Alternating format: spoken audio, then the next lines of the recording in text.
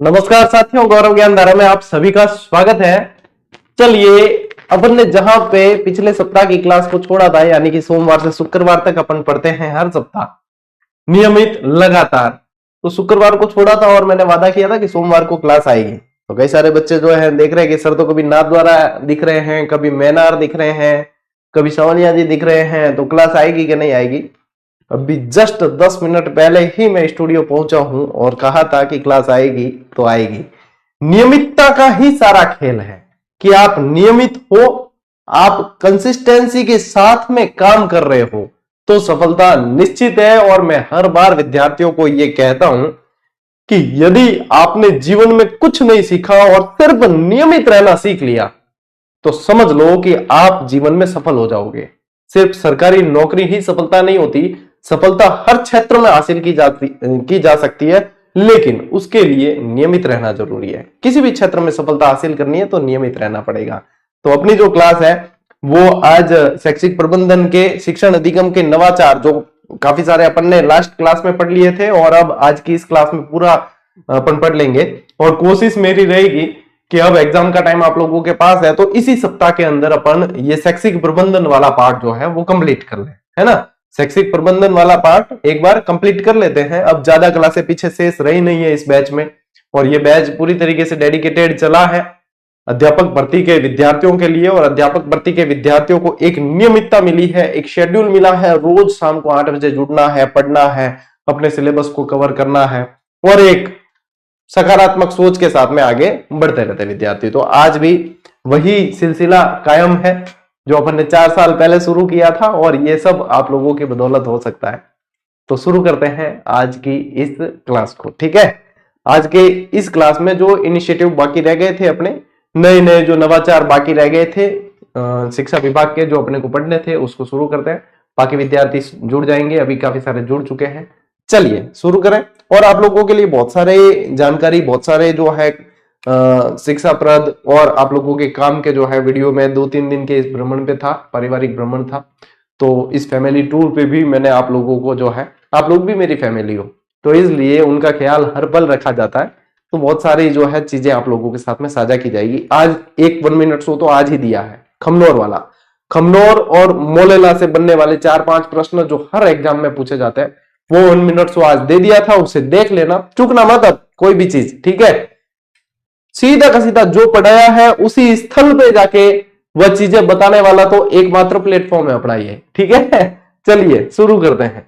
देखो टाबरो, पढ़ने में ध्यान दो। देखो क्या पढ़ना है, नया इनिशिएटिव आप लोगों को ध्यान रखना है, नो बैग डे। अब नो बैग, अब जो जानते हैं वैसे तो सभी को पता है नो बैग डे क्या है।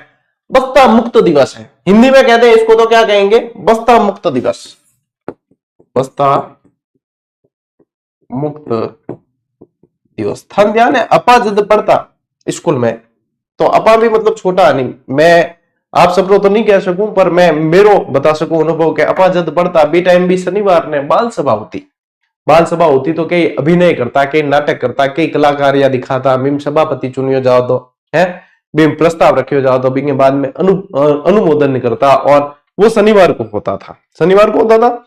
तो ये नो बैग डे जो है ये भी शनिवार को ही आयोजित किया जाता है। मतलब इसमें क्या होता है, बच्चे उस दिन बैग लेकर नहीं आते हैं, बच्चों को विभिन्न गतिविधियां करवाई जाती है। इसका शेड्यूल भी आता है कि इस तरीके से गतिविधियां करवानी है। अब पहले तो ये हर सप्ताह के शनिवार को होता था, यानी कि इस दिन खेल खिलाओ, एक्टिविटी कराओ, ये सारी चीजें होती हर सप्ताह के शनिवार को होता था। लेकिन अब सप्ताह के दूसरे और चौथे शनिवार को किया जाता है। तो अपन को पहले वाला भी पढ़ना है, अभी वाला भी पढ़ना है, दोनों चीजों को पढ़ना है और उस तरीके से ही आगे बढ़ना है, ठीक है। तो देखो इसकी घोषणा एग्जाम में क्या पूछा जाएगा, इसकी घोषणा जो हुई थी वो 20 फरवरी 2020 को ही। याद करना बड़ा आसान है, 20, ठीक है। फिर कर लो, यहाँ पे 20 में 2 जीरो लिखते हो, फिर 02 लिख दो, 20, बस ये हो गया याद। 20 फरवरी 2020 को घोषणा की गई थी और 15 अक्टूबर 2020 डेट कौन सी याद रखनी है। फिर क्या भाई, लागू कब से हो गया, घोषणा होने में और लागू होने में समय लगता है। तो 15 अक्टूबर 2020 जो है नो बैग डे, ये इस समय जो है शुरुआत कर दी गई। 15 अक्टूबर 2020 को शुरुआत कर दी गई। नो बैग डे का मतलब है हर शनिवार को छात्र स्कूल बैग लेकर नहीं आते हैं, बल्कि उस दिन उन्हें किताब हटाकर विभिन्न रचनात्मक, सांस्कृतिक और व्यवहारिक गतिविधियों में भाग लेने का मौका दिया जाता है। क्या सिर्फ किताबी कीड़ा नहीं बनना है, आप लोगों के अंदर सभी तरह के कौशल होने चाहिए, सर्वांगीण विकास तभी होता है। तो ये चीज है शनिवारीय गतिविधि को इसमें करवाने का, ठीक है। तो इसके अंदर तो शिविरा पे लेख भी आया था, जिनका ये आइडिया था उसके आधार उनका लेख आया था कि भाई ये सजेशन दिया था शिक्षा विभाग को, शिक्षा विभाग ने इसे लागू किया। फिर शैक्षणिक इस सत्र यानी कि 2024-25 की अपन बात करें, 25-26 भी आ जाएगा उसमें, इस सत्र के अंदर प्रत्येक माह के दूसरे और चौथे शनिवार को नो बैग डे मनाया जाता है। अब ये दिन पूछे जाएंगे, अब ये दिवस आप लोगों को पूछे जाएंगे, ठीक है। तो इसलिए आप लोगों को यह ध्यान रखना है, दूसरे और चौथे शनिवार को नो बैग डे मनाया जाता है। नो बैग डे की मुख्य बातें क्या है? पहला देखो, थीम आधारित गतिविधियां हैं। हर शनिवार एक विशेष थीम दी जाती है, हर शनिवार को एक विशेष थीम दी जाती है, उस पर आधारित होता है। जैसे कि राजस्थान की पहचान, आई एम साइंटिस्ट, मैं वैज्ञानिक हूं, बाल सभा, ये सारी जो है थीम दे दी जाती है और इन थीम पे आधारित गतिविधियां करवाई जाती है। नो बैग डे में बहुत कुछ पढ़ना है आप लोगों को, अभी 3-4 स्लाइड अपनी नो बैग डे की ही चलनी है, तो बढ़िया है, इस तरीके से आप लोगों को पढ़ना है, बढ़िया तरीके से याद हो जाएगी चीजें, ठीक है। स्क्रीनशॉट लो टाब्रो, आगे बढ़ा।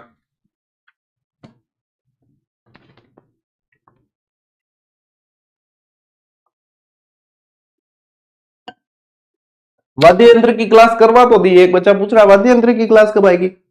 वाद्य यंत्र की क्लास करवा दी है, फिर भी नहीं मिले तो लिखो सर्च में, यूट्यूब पे जाके सर्च की जगह वाद्य यंत्र और आगे लिखो जीजीडी। 3-4 बार मैंने पढ़ा है, तो सारी क्लास आ जाएगी, जो भी आप लोगों को देखनी है देख लेना। वाद्य यंत्र मैं करवा चुका हूं, ठीक है। चलो आगे बढ़ते हैं। देखो अब इसमें क्या है, रचनात्मक और सांस्कृतिक कार्यक्रम में क्या होता है, छात्रों को कविताएं लिखना, नाटक करना, चित्र बनाना, समूह चर्चा, वाद विवाद, खेल कूद आदि में भाग लेने के लिए प्रोत्साहित किया जाता है। संवैधानिक शिक्षा के अंदर क्या होता है कि छात्रों को हर शनिवार को संविधान की प्रस्तावना और मूल कर्तव्यों का पाठ कराया जाता है, ताकि उनमें नागरिक जिम्मेदारी की भावना विकसित हो, संविधान की महत्ता जान सके, अपने अधिकारों को जान सके और लोकतंत्र की विशेषता को जान सके।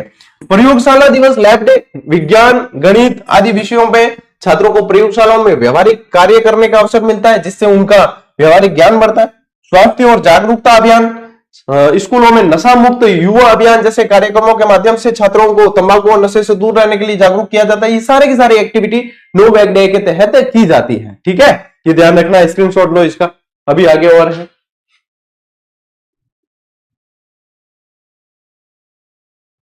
चलो देखो, और 2024-25 की ये गतिविधियां जो बता रहा हूं मैं, 2024-25 यानी कि आप मान सकते हो 2025-26 वाला जो सत्र है उसके अंतर्गत भी थीम आधारित शनिवार, प्रत्येक नो बैग डे, ये तो आप लोगों को बता दिया। जैसे कि राजस्थान की पहचान, अब देखो राज्य की सांस्कृतिक और विरासत और इतिहास को समझना, भाषा कौशल का विकास, भाषाई क्षमताओं को बढ़ावा देना, खेलेगा राजस्थान, बढ़ेगा राजस्थान। अब खेलों पर बहुत ज्यादा ध्यान दिया जा रहा है, तभी तो देखो खेलों के बहुत सारे जो है आयोजन करवाए जाते हैं, है ना, खेलो राजस्थान वगैरह। तो ये जो है खेलेगा राजस्थान, बढ़ेगा राजस्थान, खेलों के माध्यम से शारीरिक और मानसिक विकास, मैं वैज्ञानिक बनूंगा, वैज्ञानिक सोच और प्रयोगों को प्रोत्साहित करना, और बाल सभा, मेरे अपनों के साथ सामूहिक चर्चा और प्रस्तुति के माध्यम से आत्मविश्वास बढ़ाना। यानी कि ये सारी की सारी छात्र केंद्रित शिक्षा पे आधारित है।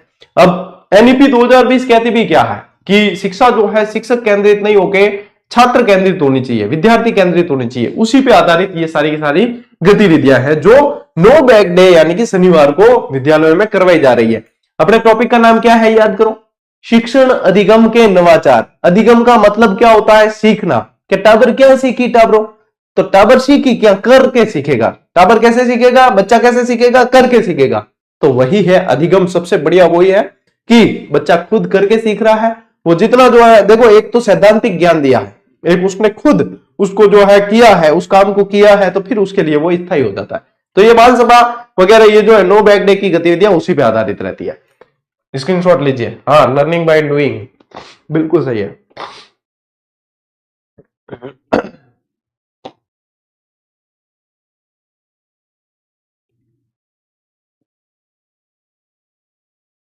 चले आगे। अब देखो, नो बैग डे में ये ध्यान रखना है कि इनके लिए जो है विभिन्न समूहों में विभाजित किया गया था इनको, ठीक है। इनको जो है विभिन्न समूहों में विभाजित किया जाता है, इसके भी नाम है। जैसे कि अपन ने वो पढ़ा था ना प्रखर, प्रखर के अंदर भी जैसे 4 वर्ग थे, ऐसे के ऐसे इसके अंदर भी वर्ग होते हैं। जो देखो अंकुर वर्ग होता है वो कक्षा 1 और 2 के लिए, प्रवेश जो होता है वो कक्षा 3 और 5 के लिए, दिशा वर्ग होता है वो कक्षा 6 से 8 के लिए, क्षितिज होता है 9 से 12 के लिए, और उन्नति नाम रखा गया है 11-12 के लिए। यानी कि ये क्या है, इनके नाम है, ये सारे नाम दिए गए हैं समूहों के, ठीक है, ये क्या है, समूहों के नाम है। तो ये ग्रुप्स के नाम है। प्रत्येक समूह के लिए उपयुक्त गतिविधियां आयोजित की जाती है, जैसे कला और शिल्प, विज्ञान, प्रयोग, भाषण, वाद विवाद, खेल कूद, ये सारी की सारी गतिविधियां नो बैग डे के तहत है, ठीक है। चलिए लीजिए स्क्रीनशॉट। देखो विशेष आयोजन और उत्सव जो होते हैं वो भी देखो नो बैग डे के अवसर पर विभिन्न उत्सव और कार्यक्रम आयोजित किए जाते हैं, जिसमें बाल सभा हो गई, तो छात्रों द्वारा प्रस्तुतियां और सांस्कृतिक कार्यक्रम हो गए। गांधी जी की बुनियादी शिक्षा की अवधारणा, जैसे कुटीर उद्योगों का व्यवहारिक प्रदर्शन, जैसे मिट्टी के बर्तन बनाना, चरखा चलाना, ये सब। अब गांधी जी की बुनियादी शिक्षा, यानी गांधी जी ने भी जो है, आप लोगों को पता है सर्वांगीण विकास की बात गांधी जी ने की थी, तो गांधी जी ने भी ये शिक्षण दिया है, ये दर्शन दिया है कि कैसे विकास हो सकता है। तो उसके आधार पे जो है कुटीर उद्योगों का व्यवहारिक प्रदर्शन, जैसे खुद काम करने, कुटीर उद्योग वगैरह ये सारे खुद कैसे आजीविका चला सकते हैं, वो सारी सारी बुनियादी शिक्षा का ज्ञान किसके अवधारणा किसने दी है, गांधी जी ने।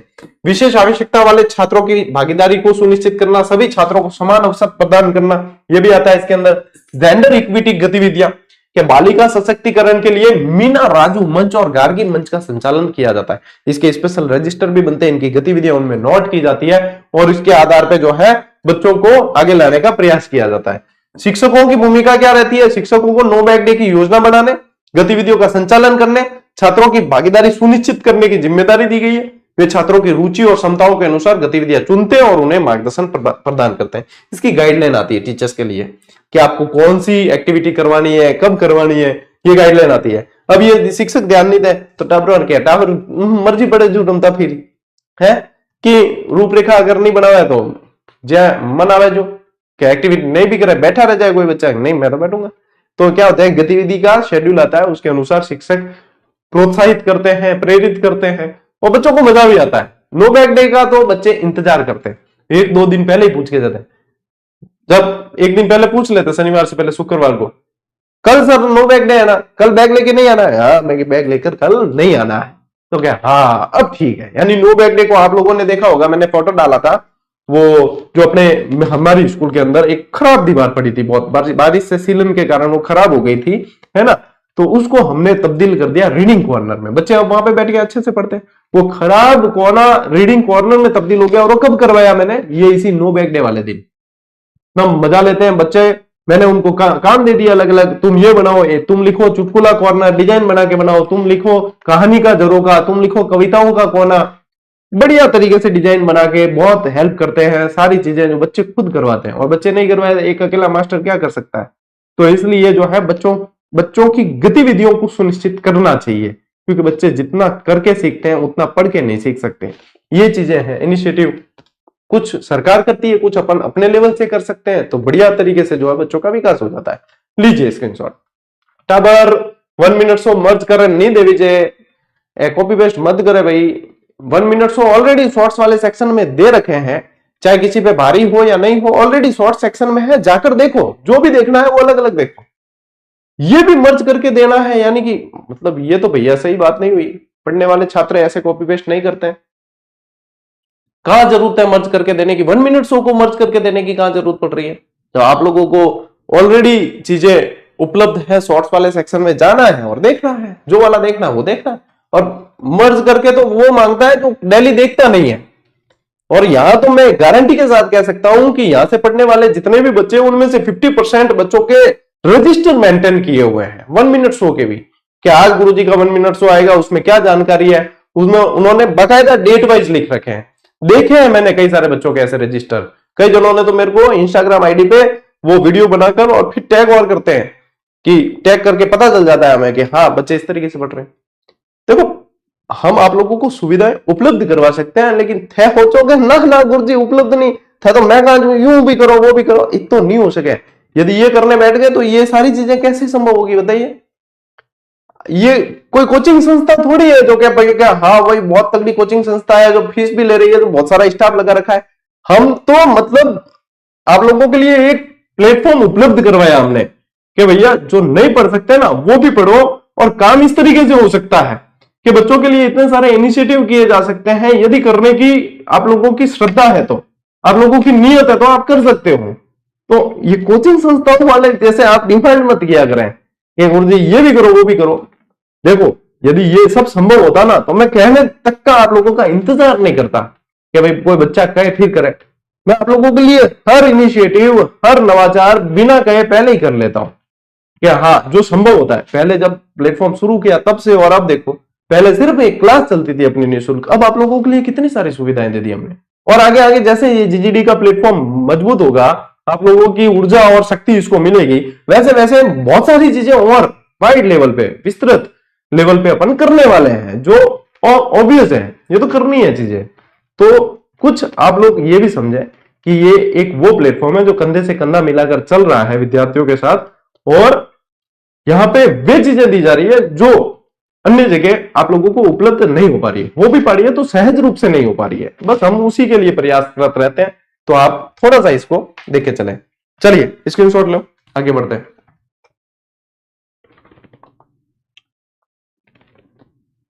अब देखो कौन क्या कह रहा है, यह आप लोगों के चर्चा का विषय नहीं होना चाहिए। ठीक है, आगे चलते हैं। उससे पहले 2 मिनट के अंदर एक संदेश देना चाहूंगा कि अपन कोई भी काम कर रहे हैं, चाहे अच्छा कर रहे हैं चाहे बुरा कर रहे हैं, 4 लोग बात करते हैं, और मैं कहता हूं बात करते रहना चाहिए। उससे क्या होता है कि अपने को आगे बढ़ने में मदद मिलती है, अपने को पता चलता है कि हाँ कहीं बात चल रही है, यानी कि अपन कुछ न कुछ काम कर रहे हैं, चाहे सही हो चाहे गलत हो, वो बात का मैटर है, यानी कर रहे हैं, अपन चर्चा में रहना चाहिए। दूसरी बात, कौन क्या कह रहा है ये विद्यार्थियों की चर्चा का विषय नहीं होना चाहिए, खास तौर पे तब जब एग्जाम का दौर निकट है। मैं आप लोगों को बार बार यही सलाह देता हूं कि मुझे लगता है कि ईश्वर ने ये सब नियत और फिक्स करके भेजा। आप लोगों को पता है मैं दर्शन करने जाता रहता हूं और ईश्वरीय शक्ति को सबसे ऊपर मानता हूं। तो ये तो मुझे लगता है कि मुझे चुना है कि भाई आपको ये सेवा देनी है विद्यार्थियों को कि जो नहीं भी पढ़ पा रहे हैं वो भी पढ़ पाए। तो इसीलिए आप लोगों को लगता है सुबह 12 बजे मैं सांवरिया सेठ मंदिर में था, दोपहर को 3 बजे मैं मैनार उदयपुर में था, और 8 बजे आज स्टूडियो में आकर मैं लाइव क्लास ले रहा हूं। ये तभी संभव हो पाता है जब वो ऊपर वाला चाहता है कि तुझे भैया ऐसे करना है काम। तो हर व्यक्ति को जो है ईश्वर ने काम दे रखे हैं, और ईश्वर के दिए हुए कामों के अनुसार वो उसके अनुसार आगे बढ़ रहे हैं। अब किसी को जवाब देना नहीं देना ये मेरा काम थोड़ी है, जिसने नियति सेट की है वो जवाब देगा। मेरा कर्म है कि विद्यार्थियों को पढ़ाना है और अच्छी शिक्षा देनी है, सीधी बात यह है। तो बस मैं उसके अनुसार। और एक बात, आप लोग जितने भी जीजीडियंस जुड़े हो या मुझे मानते हो, एक बात कान खोल के सुन लो कि जिस दिन ये गौरव सिंह घाणेराव अपने इस जीजीडी के प्लेटफॉर्म से किसी शिक्षक तो छोड़ो, किसी व्यक्ति की भी, कोई भी साधारण व्यक्ति की भी बुराई कर ले, या कह देगा भाई वो गलत आदमी है, वो नहीं पढ़नो है, या वो है ये फलानिया ढिकड़िया है, समझ लेना उस दिन से आप लोगों को जीजीडी के प्लेटफॉर्म से पढ़ना बंद कर देना है। क्योंकि उस दिन ये समझ लेना कि मेरे अंदर कुछ ना कुछ ऐसे भाव आ जाएंगे, नकारात्मकता आ जाएगी, ईर्ष्या के भाव आ सकते हैं, कुछ भी आ सकता है। तो उस समय यदि मैं आपसे ये कहूं कि भैया फलानियों बुरो है, फलान ढिकड़ियों सही नहीं कर रही हो है, वो ऐसा है, वो ऐसा है, ऐसा है, तो उस दिन ये समझ लेना कि आप लोगों को इस प्लेटफॉर्म से पढ़ना बंद कर लेना है। क्योंकि उस दिन मेरे अंदर ऐसे भाव आ जाएंगे कि मैं पढ़ाने से ज्यादा उन चीजों को महत्व देने लग जाऊंगा।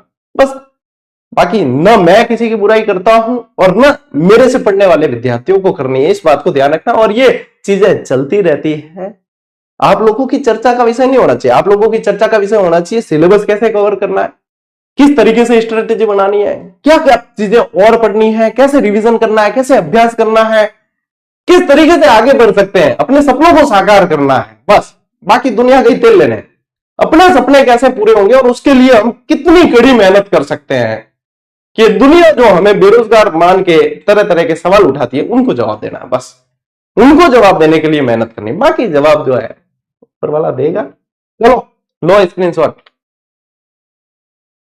अरे ये तो पढ़ाना है टावरो, स्क्रीनशॉट कर लियो। गुणवत्ता युक्त शिक्षा के लिए राज्य की पहल है। देखो SIQE जो है लास्ट ग्रेड 3 का एग्जाम जो हुआ था उसके अंदर भी SIQE से रिलेटेड चीजें पढ़ी थी। तो SIQE में क्या पूछा जाता है? SIQE में पूछा जाता है आप लोगों को full form state initiative for quality education. इसका फुल फॉर्म क्या है? State initiative for quality education. यदि हिंदी में पूछते हैं तो आ जाता है राज्य गुणवत्तापूर्ण शिक्षा पहल। क्या आता है? राज्य गुणवत्ता युक्त शिक्षा पहल। यह शुरू की है राज्य सरकार ने और इसका उद्देश्य सभी छात्रों को समान और उच्च गुणवत्ता की शिक्षा प्रदान करना है, जिससे उनकी सोचने,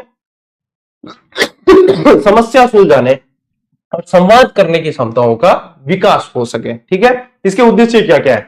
राज्य के सभी सरकारी विद्यालयों में शिक्षा की गुणवत्ता में सुधार करना, शिक्षकों को नवीन शिक्षण विधियों के लिए प्रशिक्षित करना, छात्रों के सीखने और अनुभव को समृद्ध बनाना है। ठीक है, ये सारे इसके उद्देश्य है। कार्यान्वयन SIQE कार्यक्रम का संचालन राज्य शैक्षिक अनुसंधान और प्रशिक्षण संस्थान यानी कि SIERT द्वारा किया जाता है। मोस्ट इंपोर्टेंट प्रश्न है। SIERT द्वारा किया जाता है जो जिला शैक्षिक और प्रशिक्षण संस्थाओं यानी डाइट्स के साथ मिलकर कार्य करता है। इसके अतिरिक्त यूनिसेफ और बोध जैसे संगठन तकनीकी और वित्तीय सहायता प्रदान करते हैं। ठीक है, हाल ही की पहल में ध्यान रखना आप लोगों को 2025 में राजस्थान शिक्षा विभाग ने कक्षा 3 से 8 तक के छात्रों के लिए मौखिक पठन दक्षता मूल्यांकन शुरू किया। ORF मैंने पढ़ाया आप लोगों को, ORF की बात है। इसमें छात्रों को हिंदी पठन और समझ कौशल मूल्यांकन किया जाएगा जिसकी बुनियादी साक्षरता में सुधार हो सके। ये कल मतलब जो शुक्रवार को क्लास आई थी उसमें ORF आप लोगों को पढ़ाया था मैंने।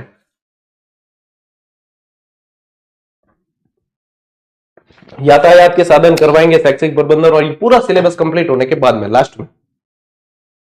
ठीक है, एक तो आप लोग ये कॉपी पेस्ट करते हो ना, वो बुरी चीज है कि हर चीज को पूछने के लिए धड़ाधड़ मुझे सारी चीजें ध्यान रहती है कि कौन सा टॉपिक छोड़ा है, कौन सा पढ़ाना है, कैसे है क्या। आप लोगों को तो सिर्फ धैर्य रख के देखना होता है और जो चीजें आ रही है उसका लाभ लेना होता है बस। और ज्यादा मतलब कोई ज्यादा ही कॉपी पेस्ट करे ना किसी टॉपिक के लिए, गुरुजी ये पढ़ाना वो पढ़ाना, उसको पढ़ाने की फिर मेरी इच्छा ही नहीं होती। तो समझ लेना कि आप कॉपी पेस्ट करना है कि नहीं करना।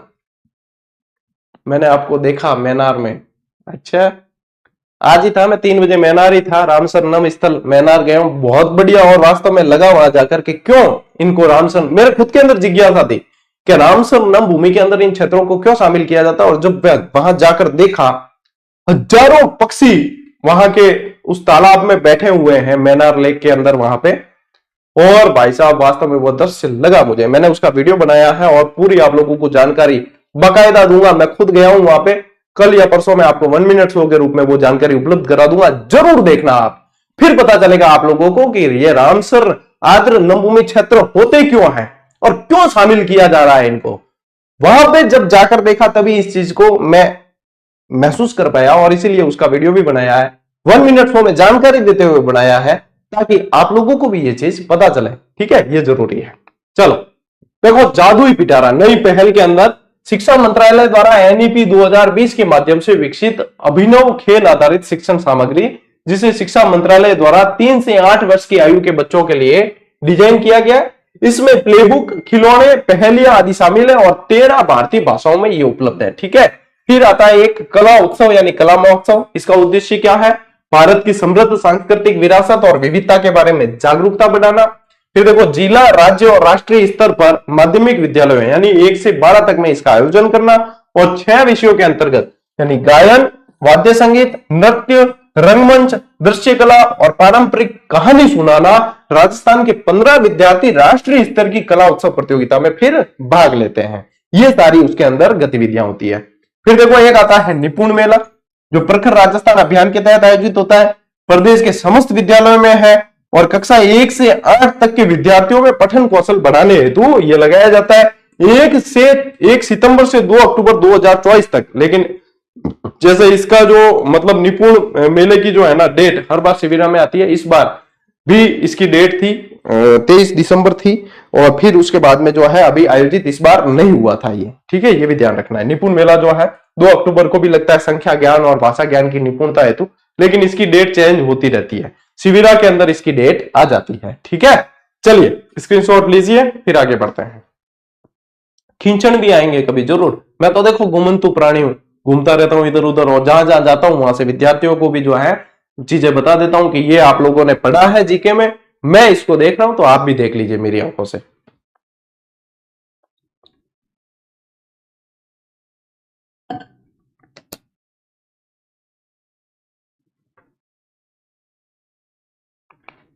चलो, अपार आईडी मोस्ट इंपॉर्टेंट है टाबरों। अपार आईडी देखो, अपार को एक तो थान पूछी पूरा नाम, फुल नेम ऑफ अपार, तो automated permanent academic account registry ID है इसका पूरा नाम, ठीक है।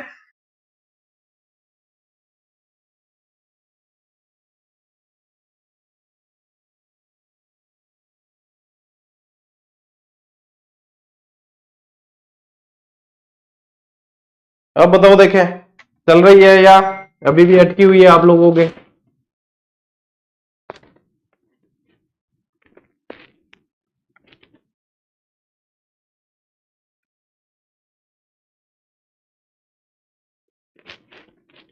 अभी भी रुकी हुई है क्या क्लास? शायद कोई टेक्निकल समस्या है, चल गई, रेडी है अब सभी के, चल रही है? हो सकता है कोई इंटरनेट में समस्या। ओके रेडी, ठीक है। देखो, अपार आईडी में क्या होता है कि एक डिजिटल आईडी बनती है छात्र की और उसमें सारी सूचनाएं रहती है, तो कहीं भी चला जाए तो उसको कोई समस्या नहीं आती, वो उसके अंदर सारी सूचनाएं संग्रहित रहती है। देखो, अपार आईडी के फायदे क्या, पहले ये देख लो कि अपार आईडी है क्या। अपार आईडी एक स्थायी अकादमिक खाता है, भारत के छात्रों को दी जाती है। इसका उद्देश्य छात्रों की पूरी शिक्षा यात्रा को एक डिजिटल प्लेटफॉर्म पर सुरक्षित करना, रिकॉर्ड करना। बहुत सारे डिग्रियां हो जाती है, बहुत सारी मार्कशीट हो जाती है, सारी एक से लिंक रहेगी चीजें। फायदे क्या है? शैक्षणिक रिकॉर्ड जैसे रिपोर्ट कार्ड, प्रमाण पत्र डिजिटल रूप में एक जगह उपलब्ध होंगे। छात्र कहीं भी जाए उनकी शिक्षा से जुड़ी जानकारी अपार आईडी से जुड़ी रहेगी। सरकारी योजना और छात्रवृत्तियों का लाभ लेना आसान हो जाएगा। यह आईडी एक विद्यार्थी की पूरी शिक्षा यात्रा को एक पहचान देती है, स्कूल से लेके कॉलेज तक। कितनी अच्छी देखो बात है ये इनिशिएटिव। अपने समय होता तो अपन भी कितने टेंशन फ्री रहते हैं, कई सारी मार्कशीटें इधर उधर हो जाती है, कई जगह जो है अपने पेरेंट्स द्वारा रख दी जाती है इधर उधर, तो ये सारी डिजिटल रूप से एक जगह उपलब्ध रहेगी। अब अपार आईडी बनती कैसे है, तो ये डिजी लॉकर के माध्यम से बनाई जाती है और स्कूल या कॉलेजों द्वारा विद्यार्थियों का डेटा शिक्षा मंत्रालय के साथ साझा किया जाता है। इसके बाद छात्र को एक यूनिक अपार आईडी दी जाती है, उसमें वो सारी सामग्री उसकी जुड़ती चली जाती है। इस तरीके से बनती है अपार आईडी, ठीक है। लीजिए स्क्रीनशॉट। देखो टाबरों, अब आप लोगों को ध्यान रखना है, एक तो योजना आती है स्टार्स योजना और एक आती है स्टार योजना। एस का फर्क है, ये एस का फर्क आएगा। ये तो है स्टार्स योजना और इसके जस्ट बाद में पढ़ेंगे अपन स्टार योजना। देखो स्टार्स में फुल फॉर्म देखोगे ना आप, तो strengthening teacher learning and result for states है, ठीक है। Strengthening teacher learning and result for states है, ये क्या है? स्टार्स योजना है, एस वाली। प्रारंभ कब हुआ है? 16 अक्टूबर 2020 को प्रधानमंत्री नरेंद्र मोदी जी की अध्यक्षता में केंद्रीय मंत्रिमंडल ने इसे मंजूरी प्रदान कर दी थी, ठीक है ना। और परियोजना की कुल लागत 5,718 करोड़ रुपए, जिसमें से लगभग 3700 करोड़ रुपए की सहायता विश्व बैंक देगा। संबंधित राज्य जैसे राजस्थान, हिमाचल प्रदेश, संबंधित राज्य कौन कौन है? राजस्थान, हिमाचल प्रदेश, मध्य प्रदेश और महाराष्ट्र तथा ओडिशा। मूल्यांकन परख नाम राष्ट्रीय मूल्यांकन केंद्र के माध्यम से। उद्देश्य क्या है?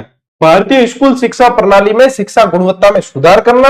और ये योजना सरकार ये योजना स्कूली शिक्षा और साक्षरता विभाग शिक्षा मंत्रालय के तहत एक नई केंद्र सरकार द्वारा प्रायोजित योजना। ये तो है स्टार्स एच वाली, ठीक है, और स्टार योजना अलग है।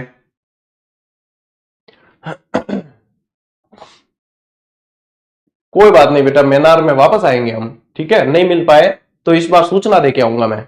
इस बार तो मैं वहां से सांवरिया सेठ से आ रहा था, वापस घर की तरफ लौट रहे थे हम उदयपुर की तरफ, तब पता चला कि यहां से मैनार पास ही पड़ता है। तो एकदम से दिमाग में बत्ती जली कि यार मैनार तो अभी जून में उसे आर्द्र भूमि सूची में जोड़ा है, तो देख के आ जाते हैं। इसी बहाने छात्रों को जो है यहाँ की विशेषता भी बता दी जाएगी कि कैसे है।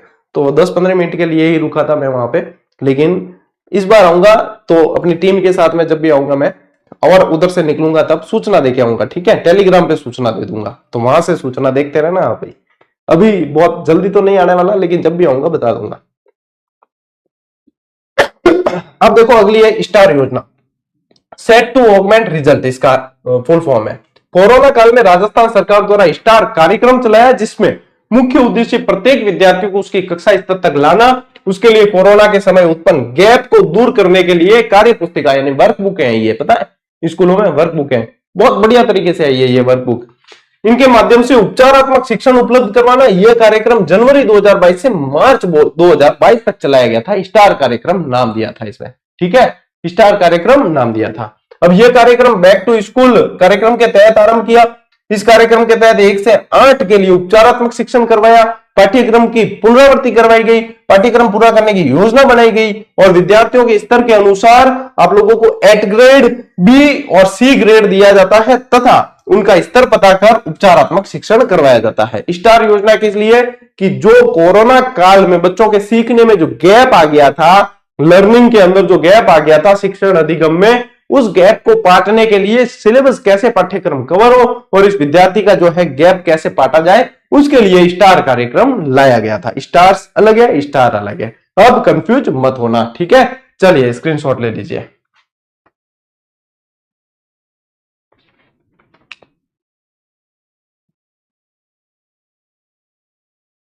चलो देखो, अब गतिविधि आधारित शिक्षण एबीएल, अभी तो क्या ज्यादातर स्कूलों में एबीएल कक्ष बन गए। आप जैसे एबीएल कक्ष में जाओगे तो आपको एबीसीडी लिखी मिलेगी, असेनार लिखे मिलेंगे, ए बनाया होगा तो उसमें से 7-8 स्पेलिंग लिखी हुई, और नीचे वाला बोर्ड जो होगा, नीचे वाली दीवार वो ब्लैक रखी जाती है ताकि बच्चे वहां पे लिख के भी सीखे। सारे चित्र बनाए जाते हैं, ये सब इसको बोलते हैं एक्टिविटी बेस्ड लर्निंग, गतिविधि आधारित शिक्षण। प्रत्येक बच्चे का स्तर जानने के लिए प्रत्येक विद्यालय में एबीएल कक्ष की स्थापना की गई, जिसके तहत बच्चे अपने स्तर पर देखकर, पढ़कर, सुनकर और क्रिया करके सीखता है। इस शिक्षण पद्धति में शिक्षक एक मार्गदर्शक की भूमिका का निर्वहन करता है और इस कक्षा कक्ष में रंग बिरंगी कलात्मक अध्ययन सामग्री बच्चों के समक्ष प्रस्तुत की जाती है तथा बच्चे अपनी रचनात्मकता के आधार पर नया सीखते हैं, ठीक है। ये बहुत बढ़िया है। ये जब मैं देखता हूं ना सारी स्कूलों में एबीएल कक्ष, मजा आता है देख के और लगता है बच्चे वास्तव में देख के सीखते हैं बहुत अच्छी तरीके से, है ना। फिर देखो Rajiv Gandhi career guidance portal, ये क्या है? रोजगारोन्मुखी शिक्षा को बढ़ावा देने के लिए 6 फरवरी 2019 को Rajiv Gandhi career guidance portal का आरंभ किया गया। इसके तहत कक्षा 9 से 12 तक के विद्यार्थियों के विभिन्न प्रवेश परीक्षा, छात्रवृत्ति, रोजगार तथा कैरियर संबंधी मार्गदर्शन दिया जाता है, ठीक है। यहां लिखा भी है कैरियर गाइडेंस, तो इनको जो है इसके संबंधित मार्गदर्शन दिया जाता है। चलिए अब इसका स्क्रीनशॉट ले लीजिए आप। अब थोड़ी सी 10 मिनट की क्लास बची है, अभी पूरी कर लेते हैं।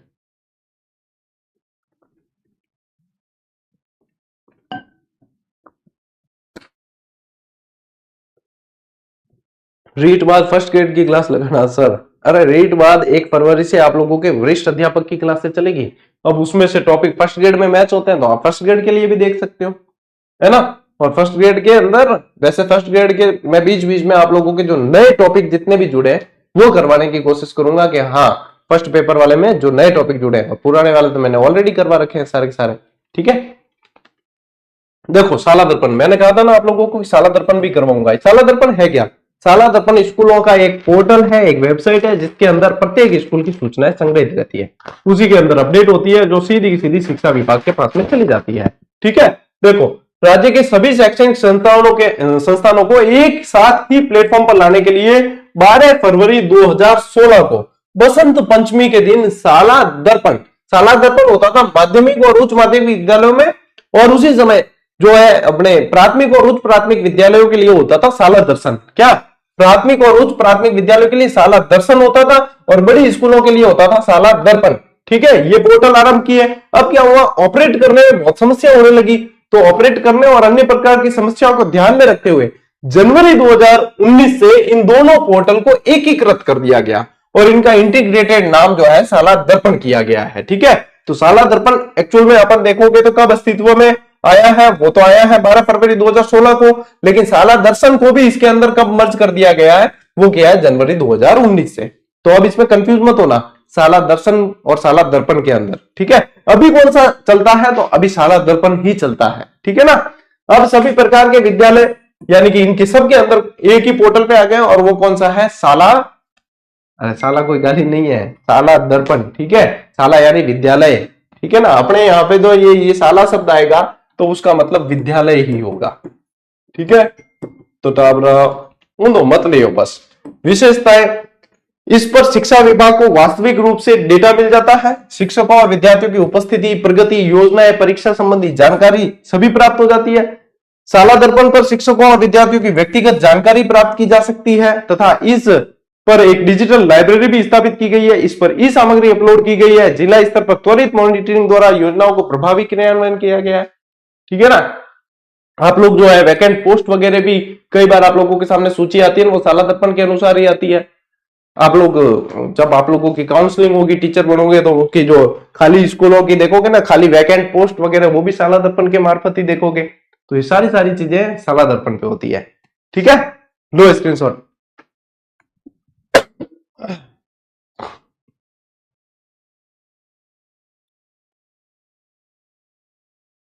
एक तारीख को आएगी बेटा करंट अफेयर्स की बुक, प्रिंट में जा चुकी है, आज ही प्रिंट पे गई है।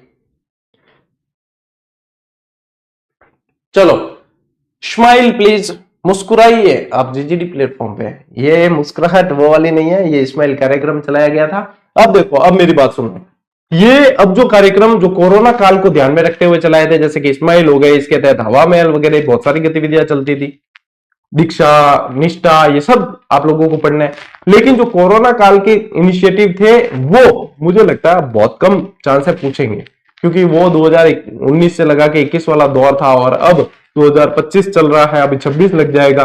तो उनको एक बार सिर्फ नजर आप लोगों को भले मार लेनी है, लेकिन अभी तक जो मैंने आप लोगों को नए इनिशिएटिव ये बताया ना, ये आप लोगों को अच्छे से याद करने, ये सारे नए हैं जो अभी चल रहे हैं, यानी वर्तमान में जो चल रहे हैं उनकी ज्यादा महत्ता है। ठीक है, तो बाकी के ऊपर सिर्फ नजर मारना, उनको ज्यादा मतलब लोड मत लेना उनको, क्या ये याद करने ही करने हैं वो वाला। तो देखो, राजस्थान में कोविड-19 के दौरान राज्य के विद्यार्थियों और शिक्षकों को ऑनलाइन पठन पाठन से जोड़े जाने के उद्देश्य से प्रोजेक्ट स्माइल आरंभ किया था। इसका पूरा नाम था social media interface for learning engagement, यानी कि बच्चों को कैसे जोड़ा जाए इसके माध्यम से। और आप सभी ने ये चीज देखी है, क्योंकि अपने आसपास बच्चे होते ही होते हैं, वो कैसे इसके माध्यम से पढ़े, सबने देखा। तो ये 3 चरण में चलाया गया था। सबसे पहला चरण जो था इसका, वो 13 अप्रैल 2020 को लागू हुआ था।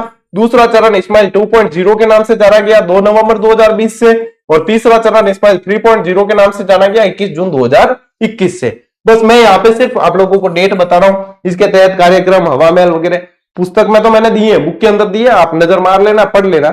बाकी आप लोगों को सिर्फ डेट ही ध्यान में रखोगे तो भी आप लोगों के चल जाएगा। ठीक है, देखो, मिशन समर्थ, ये क्या है? समर्थ किसके लिए होगा? जिसको भगवान ने दिव्यांग बनाया, उसको समर्थ करने के लिए मिशन समर्थ है। अब ये क्या है? कोविड के समय विशेष आवश्यकता वाले बच्चों यानी CWSN के लिए शिक्षा विभाग की एक नई पहल मिशन समर्थ के रूप में देखने को आई। इसमें राज्य, जिला और ब्लॉक लेवल पर दिव्यांग बच्चों का व्हाट्सएप ग्रुप बनाया गया और इस पर ऑडियो और वीडियो के माध्यम से शिक्षण सामग्री उपलब्ध करवाई गई। यह कक्षा 12 तक के विद्यार्थियों के लिए था। इसमें राजस्थान प्रथम स्थान पर रहा था। ठीक है, इन दिव्यांग बच्चों का एक व्हाट्सएप ग्रुप बनाया, उस पर सामग्री आती, कक्षा 12 तक के विद्यार्थियों की सामग्री भेजी जाती थी और राजस्थान इस मामले में प्रथम स्थान पे रहा है। ठीक है, चलो लो स्क्रीनशॉट। हाँ, CWSN, children with special needs.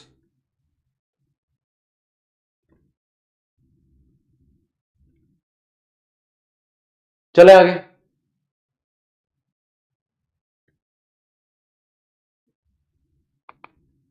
देखो, अब ये योजना तो मिड डे मील तो सभी के अंदर चलता ही है, सभी स्कूलों में चलता चला रहा है। ये तो 1995 से शुरू हुआ है। ठीक है, अब ये क्या है? मध्याह्न भोजन, MDM बोलते हैं जिसको, प्रधानमंत्री पोषण शक्ति निर्माण योजना है। विद्यालय में नामांकन बढ़ाने, उपस्थिति बनाए रखने और बच्चों की पोषण स्थिति में सुधार करने के लिए 15 अगस्त 1995 को केंद्र सरकार द्वारा प्रायोजित योजना प्राथमिक शिक्षा के लिए पोषण सहायता राष्ट्रीय कार्यक्रम शुरू किया गया था। 2008-9 में इसका नाम परिवर्तित करके विद्यालयों में मध्याह्न भोजन का राष्ट्रीय कार्यक्रम कर दिया और इसे MDM के रूप में जाना जाने लगा। वर्तमान में इसमें प्रत्येक विद्यार्थी को कक्षा 1 से 5 में 100 ग्राम खाद्यान्न प्रतिदिन उपलब्ध करवाया जाता है। गेहूं और चावल शामिल रहते हैं। कक्षा 6 से 8 तक के लिए 150 ग्राम है। ठीक है, 150 ग्राम खाद्यान्न जो है प्रतिदिन उपलब्ध करवाया जाता है। उसका मेनू रहता है, सोमवार से शनिवार का मेनू रहता है, और जिसमें सोमवार को सब्जी रोटी बनती है, ठीक है, हरी सब्जी और रोटी, मंगलवार को दाल चावल बनते हैं, बुधवार को दाल रोटी बनती है, गुरुवार को खिचड़ी बनती है, ठीक है, शुक्रवार को रोटी और बाटी या दाल बन जाती है, ठीक है भाई, वही रोटी के साथ में बाटी बना दो या फिर दाल बना दो, मतलब दाल के साथ में बाटी बना दो या रोटी बना दो। शनिवार को फिर रोटी सब्जी होती है। अब देखो अभी इस बार जो है आप लोगों को ध्यान रखना है कि भामाशाह द्वारा जो भोजन उपलब्ध करवाया जा रहा है, कई बार जो है आपको ध्यान है भामाशाह भोजन उपलब्ध करवाते हैं, वहां बच्चों को खाना खिलाते हैं, उनको नाम दिया गया कृष्ण भोग। क्या नाम दिया गया? कृष्ण भोग नाम दिया गया है, यह भी ध्यान रखना है। सप्ताह में एक दिन मंगलवार को फल वितरण भी किए जाते हैं। और कोरोना के समय इस योजना को बंद कर दिया था। इस समय कॉम्बो पैकेट दिए थे, पैकेट बांटे गए थे और उसमें तेल, दाल, मसाले ये सब दिया था, गेहूं और चावल भी वितरित किए थे। वर्तमान में आप लोगों को ध्यान रखना है 9 मार्च 2022 से पुनः एमडीएम योजना को शुरू कर दिया। यानी बीच में तो कम हो गया था, कोरोना काल में खाना नहीं बन पाता था, बच्चे नहीं आते थे, तो फिर बाद में पैकेट वितरित किए थे। पोषण मानक जो है 1 से 5 प्रत्येक विद्यार्थी को, आप लोगों को पता है 450 कैलोरी और 12 ग्राम प्रोटीन युक्त भोजन दिया जाता है। और 6 से 8 वालों के लिए 700 कैलोरी और 20 ग्राम प्रोटीन युक्त भोजन दिया जाता है। ठीक है, ये चीजें ध्यान रखनी है एमडीएम के तहत। लीजिए स्क्रीनशॉट।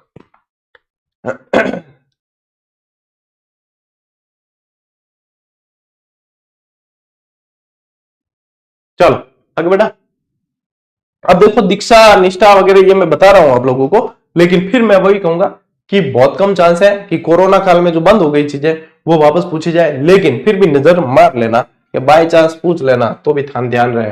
दीक्षा का पूरा नाम पूछ सकते हैं, मोस्ट इंपॉर्टेंट इसमें क्या रहेगा, इसका पूरा नाम। ठीक है, पूरा नाम क्या है? Digital infrastructure of knowledge sharing. क्या है? Digital infrastructure of knowledge sharing. Digital कर देना, यहाँ पे डिजिट लिखा हुआ है, डिजिटल कर देना, ये वाला मानना सही। Digital infrastructure for knowledge sharing, यह एक मोबाइल ऐप है जो मानव संसाधन विकास मंत्रालय द्वारा बनाया गया। इस पोर्टल पर सरकारी स्कूलों में पढ़ा रहे शिक्षकों का एक खास प्रशिक्षण दिया जाता है तथा उस प्रशिक्षण का नाम निष्ठा है। इसका पूरा नाम national initiative for school heads and teachers holistic advancement है। ठीक है, ये ध्यान रखना आप लोगों को, इनके फुल फॉर्म याद रखने हैं आप लोगों को। ठीक है, ये इंपॉर्टेंट है। दीक्षा को औपचारिक रूप से भारत के माननीय उपराष्ट्रपति वेंकैया नायडू द्वारा 5 सितंबर 2017 में लॉन्च किया था और इस पर कक्षा 1 से लेकर यूजी और पीजी तक की अध्ययन सामग्री भी उपलब्ध करवाई गई है। उद्देश्य क्या है? शिक्षक प्लस छात्र दोनों के लिए समग्र शिक्षा, स्कूली शिक्षा और सभी चरणों को यह पूर्ण करेगा। 18 से अधिक भाषाओं में कंटेंट उपलब्ध है इसके ऊपर और सीबीएसई, एनसीईआरटी, एसआईईआरटी के विभिन्न पाठ्यक्रम का समावेश किया गया है। इसका प्रमुख उद्देश्य बच्चों में महत्वपूर्ण सोच को प्रोत्साहित करने, बढ़ावा देने के लिए शिक्षकों को प्रेरित करना, सुसज्जित किया गया इसको, और छात्र तब विविध स्थितियों को संभालने में सक्षम होंगे और एक शिक्षक प्रथम स्तर के काउंसलर के रूप में कार्य कर सकेंगे। निष्ठा की शुरुआत की गई थी 21 अगस्त 2019 को और यह प्रारंभिक स्तर पर शिक्षकों और स्कूल प्रमुखों की प्रगति के लिए एक राष्ट्रीय पहल है। ये पूछ सकते हैं दीक्षा का आदर्श वाक्य क्या है? हमारे शिक्षक हमारे नायक। ठीक है, अक्टूबर 2020 में निष्ठा को दीक्षा पोर्टल से जोड़ दिया गया था। यह भी इंपॉर्टेंट है, लास्ट वाली लाइन भी लीजिए स्क्रीनशॉट। दीक्षा की फुल फॉर्म इंपॉर्टेंट है, निष्ठा की भी फुल फॉर्म इंपॉर्टेंट है, इस्माइल की भी फुल फॉर्म, सभी की इंपॉर्टेंट है इसके अंदर। ठीक है, चलो अब देखो समसा पढ़ लेते हैं, समग्र शिक्षा। ये 2017 में नीति आयोग ने भारत में कई राज्यों का सर्वे करवाया। उस सर्वे की रिपोर्ट के अनुसार एसएसए और आरएमएसए के अलग अलग संचालन के कारण 40% राशि का दुरुपयोग हो रहा था। इसे रोकने के लिए नीति आयोग ने एमएचआरडी को अपने सुझाव दिए और सुझावों की घोषणा की। जल्द ही एसएसए और आरएमएसए को, यार इसको रमसा कहते थे, ठीक है, को इसको समायोजित करते हुए समग्र शिक्षा अभियान चलाया, जिसे समसा के नाम से जाना गया। इसी को ध्यान में रखते हुए निर्धारित मापदंडों के आधार पर 3 जून 2018 को एसएसए और एसएमएसए यानी समसा तथा शिक्षक शिक्षा कार्यक्रमों को एसएमएसए के अंदर यानी कि समसा के अंदर समायोजित कर दिया गया। और आप लोगों को ध्यान रखना, मई 2018 को समग्र शिक्षा अभियान लागू करते हुए 1 जुलाई 2018 से इसे क्रियान्वित करने के निर्देश दे दिए गए। यानी कि इसके तहत कार्य होते हैं सारे के सारे, जो भी राशि आती है, मद आते हैं ना, वो सारे के सारे कैसे वितरित होंगे, कैसे चलेगी, वो सारी चीजें। अब देखो समसा का नारा पूछ सकते हैं, सबको शिक्षा अच्छी शिक्षा। यह अभियान 1 अप्रैल 2018 से 31 मार्च 2020 तक के लिए बनाया गया और राजस्थान में समसा का संचालन राजस्थान स्कूल शिक्षा परिषद करेगा। जिसका निर्माण राजस्थान माध्यमिक शिक्षा परिषद और प्रारंभिक शिक्षा परिषद को एकीकृत करके किया गया है। यानी RCSE प्लस RCE बराबर RCSCE। इतना ज्यादा आप लोगों के वैसे डिटेल शायद ही पूछे, लेकिन फिर भी मैंने आप लोगों को शामिल कर लिया। समग्र शिक्षा अभियान पूर्व प्राथमिक कक्षा से 12वीं तक की कक्षाओं के लिए होगा। समसा के अंतर्गत ऑपरेशन डिजिटल बोर्ड चलाया जाएगा तथा दीक्षा नामक पोर्टल का विकास किया गया। यह अभियान सामुदायिक सहयोग यानी PPP लोक जन सहभागिता को विशेष रूप से प्रभावशाली बनाने का प्रयास करेगा। समसा हाल ही में प्रारंभ की गई नवीनतम योजना स्वामी विवेकानंद मॉडल स्कूल के कार्यों में सहयोग करेगा। यह अभियान सामान्यतः पहले से चलने में आ चुके कार्यक्रमों का भी विधिवत संचालन करेगा, जैसे कि KGBV मेवात क्षेत्र बालिका विद्यालय, शारदे, नया नाम ज्ञानोदय इसका, और छात्रावासों का संचालन है शारदे छात्रावासों का, और SSA के सभी कार्यक्रमों का संचालन भी करेगा। जिला स्तर पर इस अभियान के लिए स्वतंत्र अधिकारी होने के स्थान पर सामान्य जिला शिक्षा अधिकारी और प्राथमिक व माध्यमिक समन्वित रूप से कार्य करेंगे इसके अंदर। यानी ये तो है इसके अंदर क्या क्या चीज की जाएगी और ये कब इसे लागू किया गया है, समझा। अब इसके अलावा देखो आप लोगों के इनिशिएटिव में आते हैं हवा महल वगैरह वो गतिविधियां आती है, तो वो सिर्फ आप लोग पढ़ लेना, पुस्तक में आप लोगों को दे रखी है और उसमें कोई इतना लोड लेने का काम नहीं है। इसी के साथ में अपने शिक्षण अधिगम के नवाचार वाली क्लास भी पूरी हो चुकी है आज ही, ठीक है। अब मैं भी आया हूं वहां से भागता दौड़ता की क्लास में, गैप नहीं आना चाहिए, बच्चों के एग्जाम आ गए हैं पास में, तो जैसे तैसे आप लोग देख लो कि ये तो ईश्वरीय शक्ति ही है कि उनके द्वारा दी गई ऊर्जा है जब कर पाते हैं, नहीं तो 250-300 किलोमीटर गाड़ी चलाई है आज वैसे ही, और इसके अलावा घूमे फिरे इधर थकान भी होती है, लेकिन फिर भी क्लास तो क्लास है, नियमितता तो नियमितता है। तो जहां तक मेरे लिए संभव हो पाता है मैं कोशिश यही करता हूं कि नियमित रहा जाए, ठीक है। तो नियमित रहा जाए, इसकी स्लाइड मुझे पता है कि मैं सोमवार को लेट तक आ पाऊंगा, मुझे ध्यान है कि 8 बजे मुझे क्लास लेनी है, तो मैं अपनी सारी प्रिपरेशन शुक्रवार को ही करके गया था। जब शुक्रवार की क्लास दी आपको, प्रिपरेशन सारी स्लाइड्स बनानी, PPT सब कुछ मैं जो तैयार पहले ही करके गया था। आते ही मुझे पता 10 मिनट पहले आया हूं मैं क्लास से, 8 बजे क्लास है, 7:45 घर आया हूं और उसके बाद में आप लोगों के क्लास ले ली है। तो ये मतलब बताने के लिए नहीं है कि देखो मैं तुम्हारे लिए क्या करूं, इसलिए नहीं है, मैं इसलिए बता रहा हूं आप लोगों को कि आप लोगों को अपनी दिनचर्या में, आप लोगों को अपनी रणनीति में नियमितता को शामिल करना है।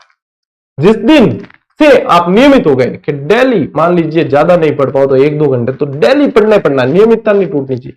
जिस दिन आप लोगों ने इस नियमितता नाम के शब्द को अपने अंदर रणनीति में, शेड्यूल में शामिल कर लिया, समझ लेना साथियों, उस दिन से आप लोगों के भाग्योदय वाला दिन ज्यादा दूर नहीं है, ठीक है। चलिए आज की क्लास में साथियों इतना ही, अब मिलते हैं अपन अगली क्लास में, अगले सेशन में। तब तक के लिए राम राम, जय हिंद।